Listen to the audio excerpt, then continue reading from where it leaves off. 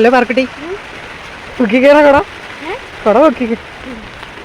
ഇതുണ്ടോ ഗൈസ്, പാവം പാർക്കുട്ടി കഷ്ടപ്പെട്ട് ട്യൂഷന് പോവുകയാണല്ലേ. പാറുവിന് സത്യത്തിൽ ട്യൂഷന് പോകണമെന്നൊന്നും ഇല്ല അല്ലേ പാറു? എടാ കുട പൊക്കടാ.